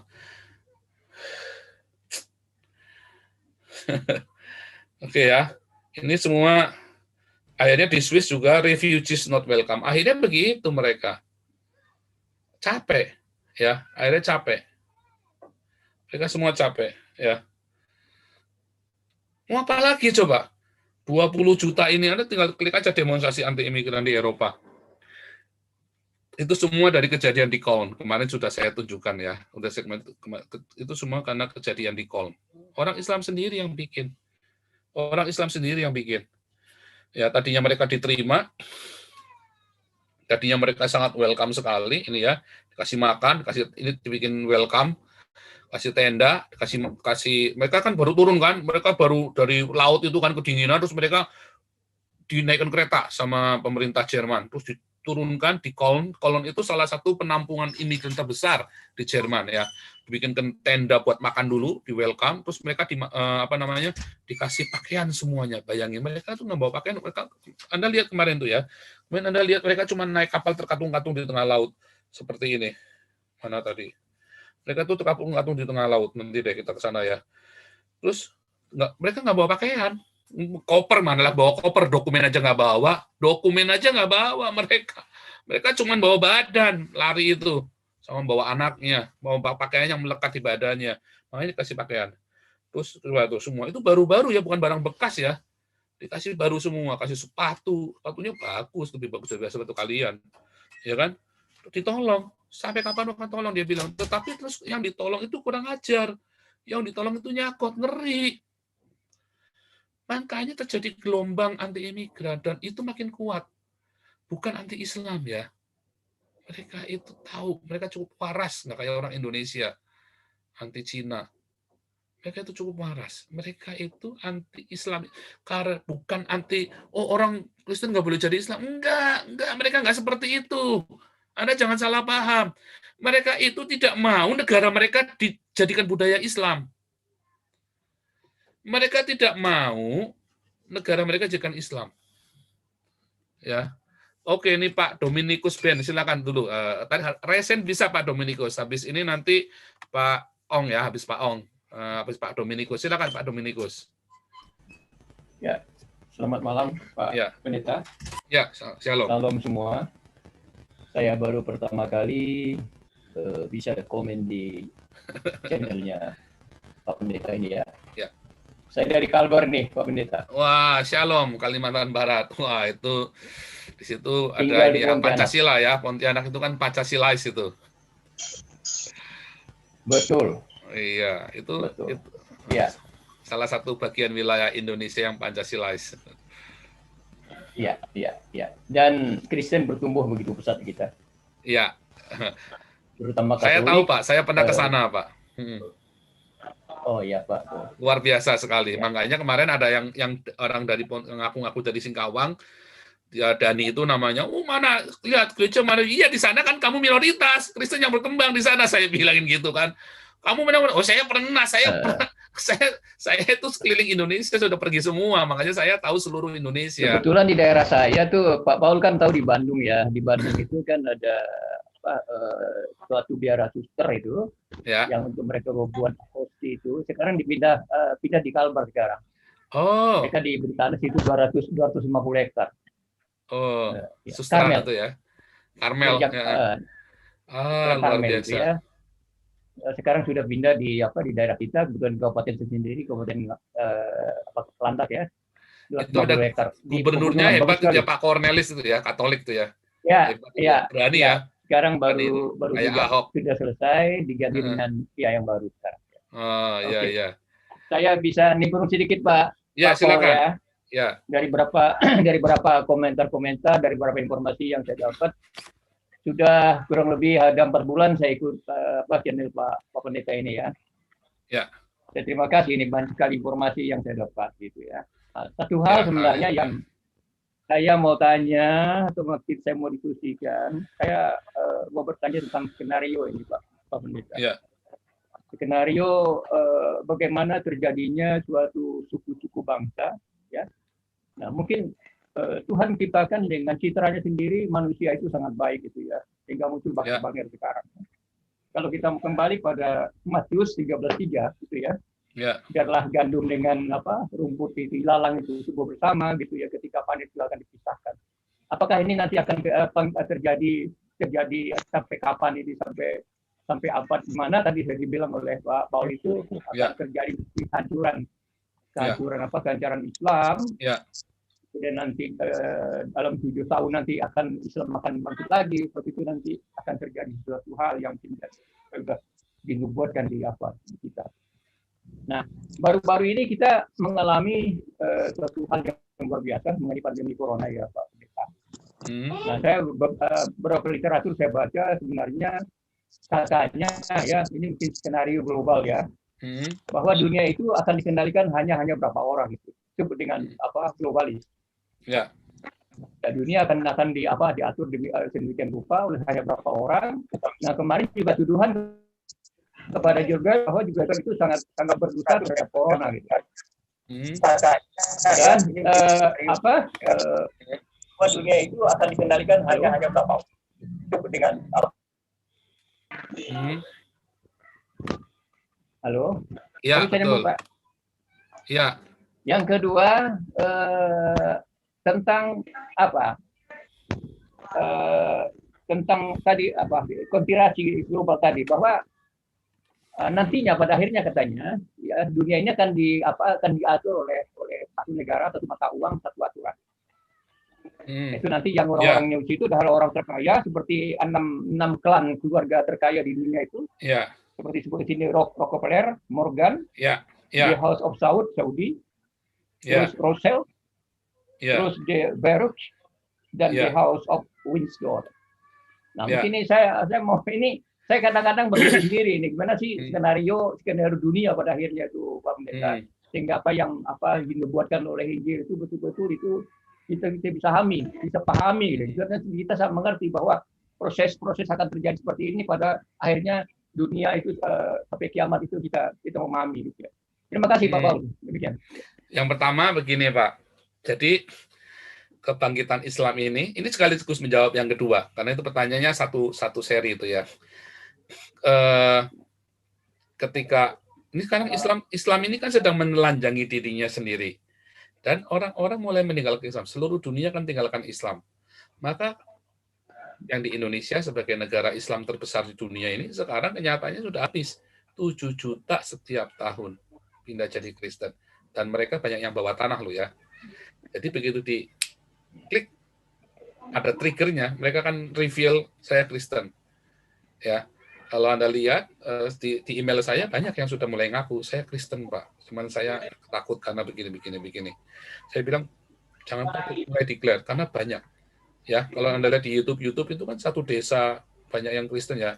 Saya sudah saya sampaikan juga di Merapi satu desa Kristen, tapi KTP-nya Islam. Di Salatiga satu desa Islam Kristen, KTP-nya Islam. Di Jawa Barat satu desa Kristen semua KTP-nya Islam. Termasuk di Kalimantan, ya. Nah, tindakan-tindakan represif orang-orang Islam ini justru menelanjangi dirinya sendiri. Makanya kemarin ada petingginya Muhammadiyah, saya lupa namanya itu yang belain Ahok itu loh. Kenapa mereka bela Ahok? Bukan karena dia sahabat Ahok. Dia sadar kalau Islam melakukan kebiadabannya terus, maka Islam akan ditinggalkan. Nah, dia adalah benteng terakhir Islam. Sekarang dia diabaikan oleh orang Islam. Maka Islam akan habis. Citra Islam di mata Indonesia, ya Habib Rizik, si cabul biadab itu. Itulah citra Islam. Kalau Anda tanya Islam itu seperti apa? Habib Rizik. Di mana-mana FPI itu, atau wah masanya banyak. Itulah Islam. Itulah citra Islam di Indonesia. Nah, citra Islam di Eropa, yaitu yang ngebom itu, yang bunuh-bunuh itu. Itulah citra. Anda tanya orang Islam seperti apa di Eropa, itu mereka. Kalau Anda tanya Islam itu seperti apa, ya ISIS itu Islam. Ada nggak orang Islam yang baik? Hampir nggak ada. Hampir nggak ada. Yang baik itu yang liberal, yang agnostik. Mereka yang ikut bersama-sama membangun Eropa. Yang mereka nggak anti pegangan tangan satu sama lain. Yang mereka tidak anti dengan homoseksual. Yang mereka tidak anti dengan gereja. Yang mereka tidak anti dengan orang ateis. Karena minoritas. Oh, minoritas pun Islam kalau yang dasarnya biadab mah biadab. Tapi memang Islam kalau minoritas, dia akan jilat pantat kita tai-tainya. Memang. Di mana-mana. Kalau setengah mayoritas, dia tak ada. Makanya saya kemarin bilang, cara satunya bukan membuat dia jadi moderat atau jadi liberal, bukan. Karena apapun kitabnya itu, suatu ketika orang yang belajar akan melihat bahasa aslinya itu ini. Dia akan ikutin bahasa aslinya, jadilah dia biadab. Jadi memang harus dirubah, dikonvertkan. Nggak ada cara lain. Apakah Islam nggak boleh? Boleh. Tetapi kita yang orang-orang yang sadar ini, kita harus mati-matian berusaha untuk kita membuat hati mereka itu berubah, cinta Tuhan. Dan mereka sadar kitab sucinya salah.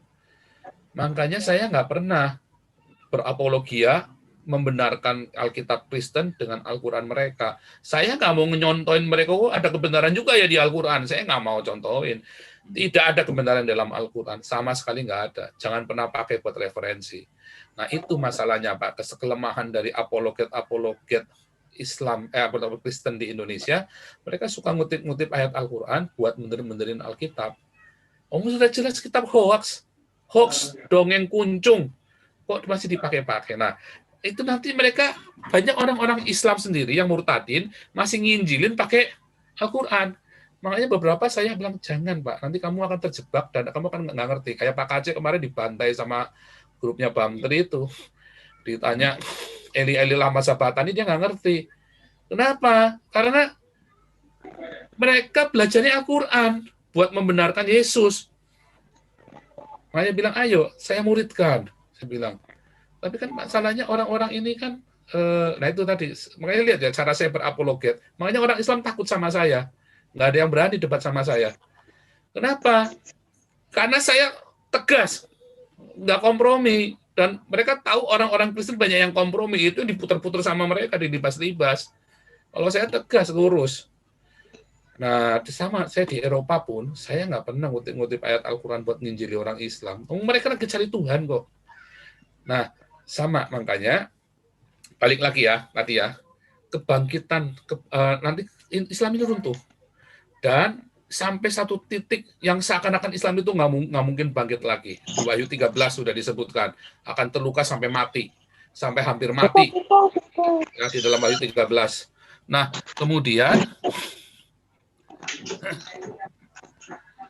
kemudian nanti Anda akan melihat orang-orang Islam ini semua tahun 2016, 2015 ya saya nulis tesis buku saya Khilafah Terakhir, saya tulis orang-orang Islam bangsa-bangsa Arab akan berdamai dengan Eropa. Saya keliling seminar ya, orang ketawa semua, gereja nggak percaya, pendeta-pendeta nggak percaya. 2019 kenyataan ya, 2019 kenyataan bangsa ada 5 negara di Arab sekarang berdamai dengan Israel. Mereka bahkan ninggalkan Palestina loh, udah ninggalkan Palestina.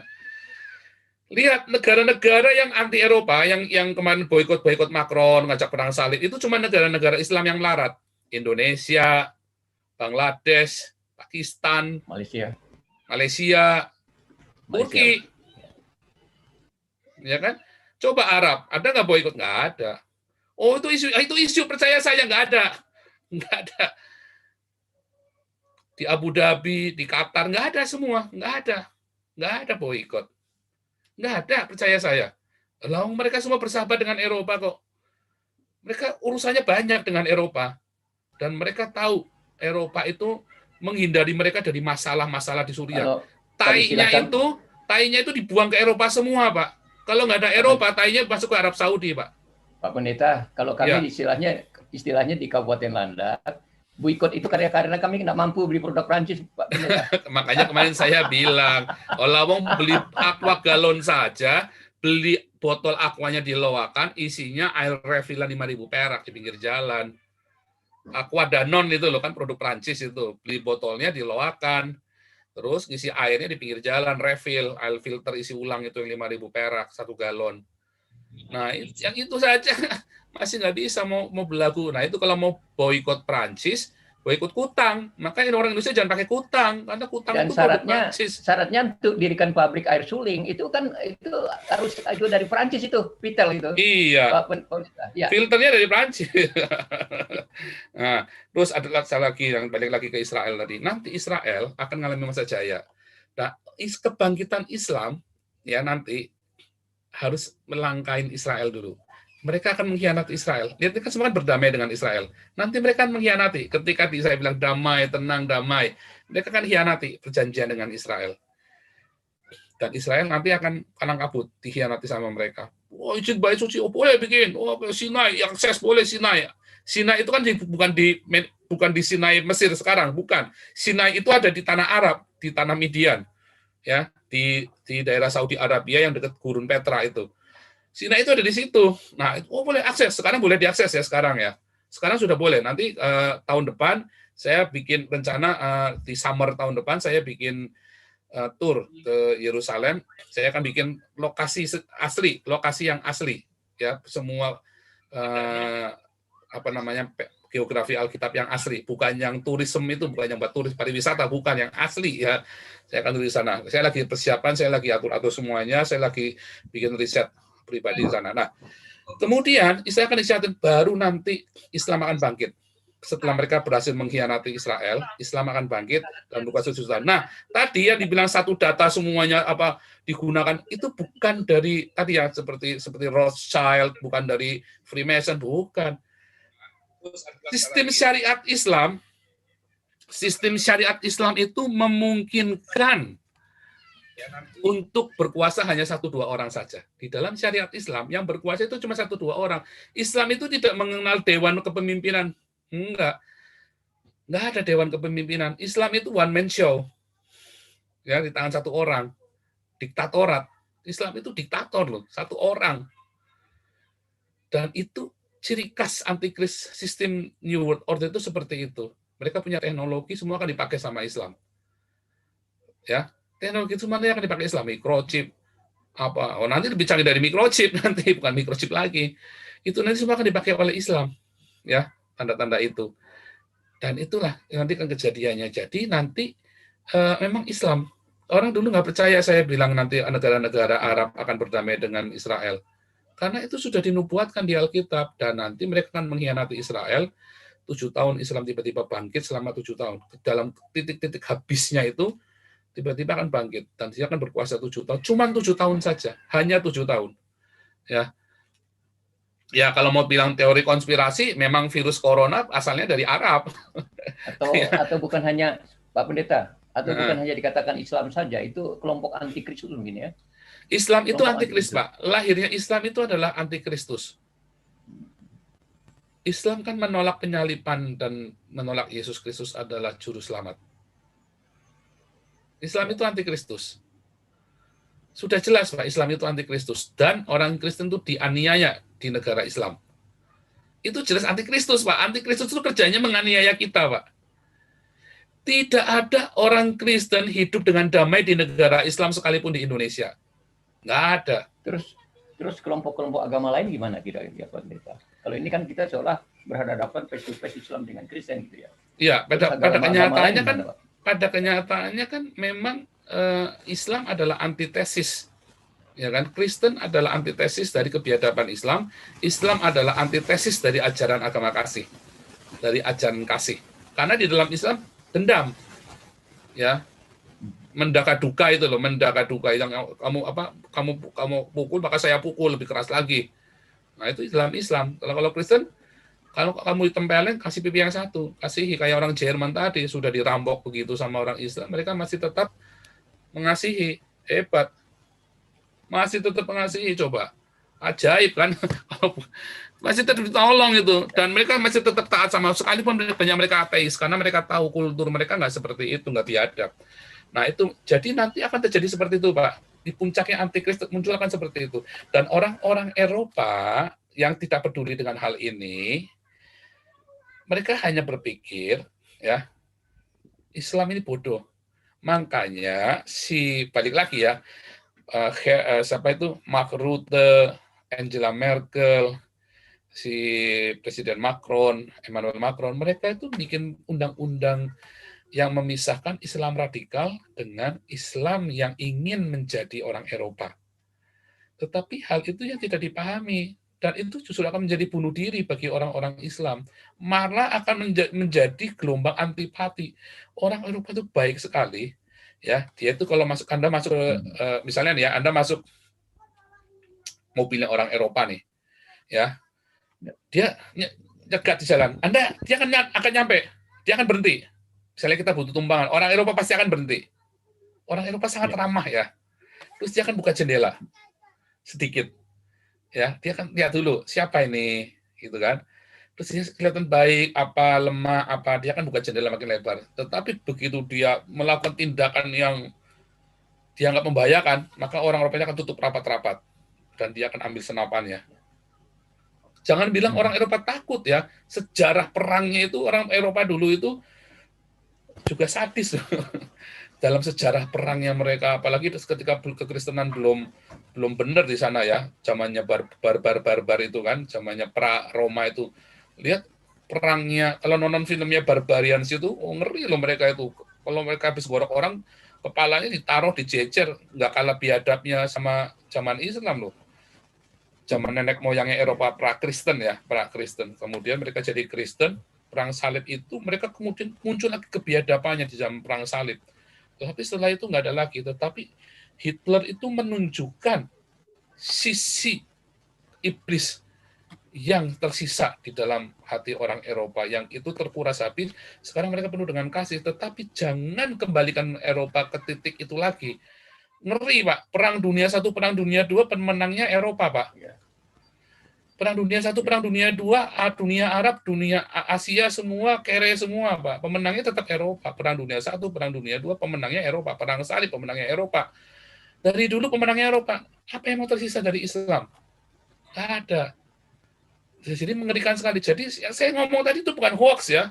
Bahwa ada 20 juta itu siap-siap dipulangkan. Pemerintah belum, tetapi rakyatnya itu udah nolak. Tadi sudah saya tunjukkan bukti-buktinya. Ya. Mengerikan sekali. Oke, Pak Israel, silakan. Terakhir ya, Pak Israel, karena saya harus mengajar sebentar lagi. Silakan, Pak Israel. Ya, terima kasih, Pak Paul. Ya. Saya percaya nih Pak Paul ini, ya kami yang di Indonesia ini ya bersyukur lah ada seperti Pak Paul, walaupun luar negeri, tapi sangat bukan membela Kristen ya, tapi ya mewakili lah Pak, karena memang kita sadar semasa di Indonesia ini kita tidak bisa apa-apa Pak, tidak bisa berkuar-kuar seperti Pak Paul, Karena memang kembali lagi ya, kita masih di kandang singa. Jadi tidak bisa kita seperti Pak Paul. Jadi saya mengharapkan Pak Paul terus, memang mereka ini tidak bisa dikasih napas, Pak. Kalau mereka dikasih napas, kita habis. Jadi memang dalam perkataan juga Pak Paul juga agak kasar, agak jorok. Saya setuju dengan Pak Paul untuk menyikapi mereka itu gitu Pak. Karena susah kalau kita untuk berkata-kata baik gitu kepada mereka. Gitu Pak. Iya. Emang susah Pak ngomong baik-baik sama mereka, udah nggak bisa Pak. Kita juga nggak mau bunuh mereka. Saya nggak pernah benci mereka. Cuman kalau Amsal juga berkata kalau kita punya anak harus kita hardik Pak. Ya kan? Harus kita hardik. Bukan kita bunuh loh. Anak jangan orang Islam mah bunuh anaknya, bunuh bapaknya. Tapi kalau kita enggak Pak, kita hardik. Karena dengan hardikan itu orang akan sadar. Ya terima kasih teman-teman yang setuju, viralkan ya. Viralkan. Oh, jangan yang viralkan yang orang-orang nggak jelas viralkan kalau Anda setuju. Anda nggak akan ditangkap polisi. Anda cuma dipanggil ditanyain doang. Ya bilang aja orangnya di Jerman. Udah selesai kan? Kenapa diviralkan? Ya itu mewakili hati saya, Pak. Gitu aja, Pak. Atau bilang, Anda pura-pura, ini orang kurang ajar sekali, berani menghina Jokowi, berani menghina Indonesia, Pak. Makanya saya viralkan biar ditangkap. Itu alasannya. Pak Paul sudah terkenal kok di Indonesia, Pak. Sudah terkenal, Pak. Serius, Pak. Sudah terkenal, Pak. Haleluya. Dan sudah Christian Prince-nya Indonesia, Pak. Dijulukannya, Amin. Pak. Haleluya. Tapi Christian Prince tidak tampak wajah. Pak Paul tampak wajah, berarti masih di atasnya Christian Prince, Pak. Haleluya, Tuhan Yesus yang... Kalau mau berdebat, saya yakin karena dengan pengetahuan yang luas dari Pak Paul, mungkin nggak ada yang berani, Pak. Ya Waloni pun saya yakin nggak akan berani. HRS pun nanti pulang kalau diajak untuk berdiskusi, berdialog, mikir lagi, Pak. Karena Pak Paul bebas gitu, Pak. Karena belum ada sih Pak, orang Islam cuma yang pelocok-pelocok doang Pak yang berani nekat. Kalau yang Menahem Ali saya tantang debat aja nggak berani Pak. Menahem Ali itu saya datang 2 kali ketemu Menahem Ali Pak. Masih ada rekamannya. Saya dengan Menahem Ali nggak berani Pak, saya tantang debat terbuka Pak. Jago Ibrani itu Pak dia, jago bahasa Ibrani dia. Nggak jago juga, biasa aja dia. Dia banyak orang bilang profesor dokter, bukan ya. Menahem Ali itu ya S1-nya apa, S2-nya apa, ini sekarang S3-nya apa, nggak ada yang nyambung dia. Makanya nggak bakal bisa jadi profesor. Syarat untuk jadi profesor, S1, S2, S3-nya harus di dalam disiplin yang nyambung. Terus maka dia bisa jadi guru besar. Itu syarat jadi profesor. Kalau nggak bisa. Kalau Menahem Ali itu nggak bisa. Bambang Nursena nggak bisa jadi profesor. Nggak bisa. Karena S1, S2, S3-nya nggak nyambung. Kalau saya bisa. Karena saya ngulang lagi kan di Eropa ini saya ngulang lagi, makanya saya bisa nyambung. Amin Pak, semoga Pak Paul. Sekarang saya lagi kuliah doktoral ya kan. Nah kalau saya bisa karena saya nyambung, walaupun S1 saya berbeda, tapi saya ngulangin lagi di sini ya Pak. Jadi itu setara dengan itu.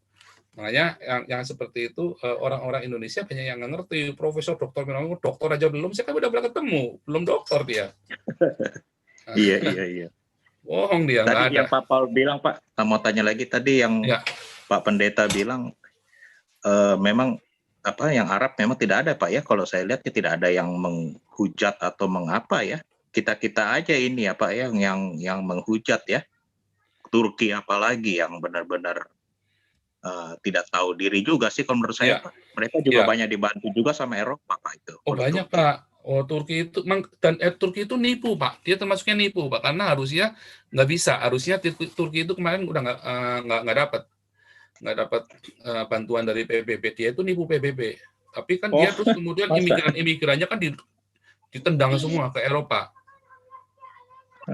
dia itu nampung imigran karena dapat bantuan dari PBB, beda dengan Eropa. Kalau Eropa imigran ini hidup dari pajaknya orang Eropa. Gimana nggak marah coba? Mereka hidup dari pajaknya orang Eropa loh. Itu dapat berapa itu bro? Saya nggak tahu. Indonesia itu dapat bantuan dari PBB. Indonesia dapat. Tetapi kan Indonesia tidak ada fakta, makanya Indonesia tidak untung. Turki itu untung besar itu. Ditendang lagi imigran-imigrannya itu. Jadi dia cuma ngeregisterin semua, nampungin, tapi orang-orang itu nggak ada. Faktanya nggak ada semua, pergi ke Eropa semua. Transit doang. Tapi kalau menurut saya Pak Pendeta, ini mungkin strategi juga Pak, karena wilayah Muslim kan di Arab tuh sudah mulai berbalik ke Israel Pak, sudah mulai mengakui, sudah ada pesawat terbang dari Kuwait, Uni Emirat Arab ya Pak, yang sudah ke Israel hampir. Jadi mungkin Turki ini merasa ditinggalkan Pak. Ya. Makanya dia mencoba untuk menunjukkan bahwa saya ini Turki masih kuat. Ini kan berusaha untuk masuk ke Uni Eropa. Turki ini berusaha masuk untuk bergabung dengan Uni Eropa. Licik dia. Tapi nggak mau, orang Uni Eropanya nggak mau terima Turki. Orang dia ada di Asia kok. Kan bukan Eropa namanya. Tapi dia maksa pengen masuk Uni Eropa. Supaya apa? Supaya dia dapat sumbangan. Kayak Yunani, kemarin udah mau bangkrut. Karena dia anggota Uni Eropa, sudah mau bangkrut Yunani. Oh, percaya lagi sekarang. Terus kemarin satu Yunani, satunya lagi, saya lupa ya, Polandia. Sekarang Polandia katanya lebih kaya dari Jerman malah. Hari ini ya, Polandia lebih kaya dari Jerman katanya sekarang ini. Karena dia jaga dari imigran-imigran itu dia nggak mau terima. Nah, Jerman itu kalahnya kemarin karena dia terima imigran paling banyak. Oh, begitu. Salahnya di situ kemarin Jerman. Jadi imigran ini hidup dari pajaknya orang Eropa ya. Makanya orang Jermannya marah karena mereka harusnya Eropa bisa dapat makmur ya Pak Pendeta, dipotong ya. Kalau Eropa negara yang bergabung dengan Eropa berarti memang sudah aman, dijamin. Iya kan dibantu, ya saling membantu mereka, saling membantu. Nah yang rugi kalau yang sudah makmur kayak Inggris, makanya dia Brexit nggak mau. Gitu. Di Polandia nggak ada orang Islam, ada tetapi mereka tidak eksis gitu loh, karena mereka kan memang homogen. Dominic Tarsius bilang kami negara homogen, tidak plural. Sudah ngomong jelas. Kami negara kami menolak refugee Islam ini. Jadi mereka tinggal di sini yang legal, yang legal dan yang baik-baik gitu. Jadi nggak bikin macam-macam. Yang ya itu yang ada yang ikut kombatan nggak diterima Pak. Yang ikut kombatan itu nggak diterima. Oke, karena saya harus mengajar sekarang. Di sini ada teman saya, Pak Alexander ini. Pak Alexander, apakah masih di sini? Terima kasih ya Pak Pendeta. Iya Pak. Oke, Tuhan memberkati. Pak Alexander, apakah masih di sini? Iya masih Pak. Oke, boleh berdoa, tutup dalam doa Pak. Nanti kita saya coba baik yang di Zoom ataupun di YouTube. Ya, mari kita berdoa. Yalah, Bapa kami berdoa kepadamu ya Bapa. Kami mengucapkan syukur atas segala berkat dan rahmat yang telah Engkau berikan kepada kami sepanjang hari ini di dalam kehidupan kami ini. Kami minta berkat rahmat Roh Kudus-Mu atas diri kami, anak-anak-Mu, dimanapun kami berada. Biarkanlah kuasa-Mu memenuhi hati kami, sehingga kami semakin hari. Amin ya Tuhan.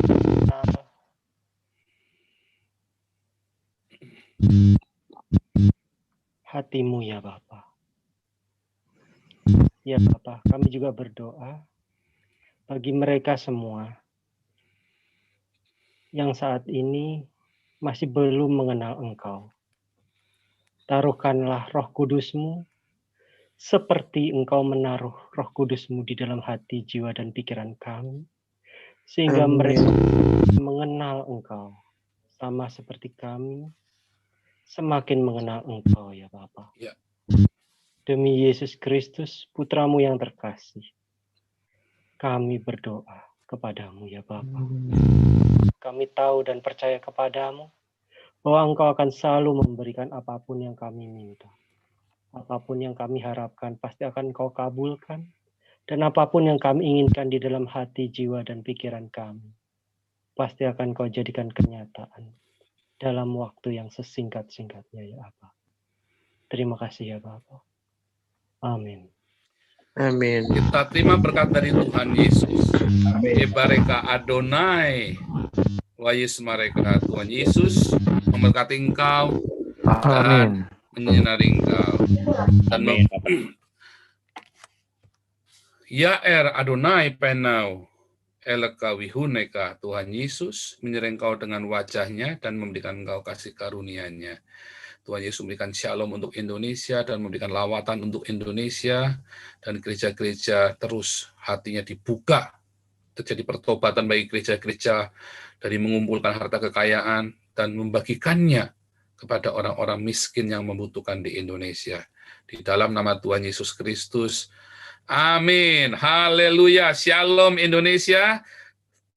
Anda yang diberkati, Fira.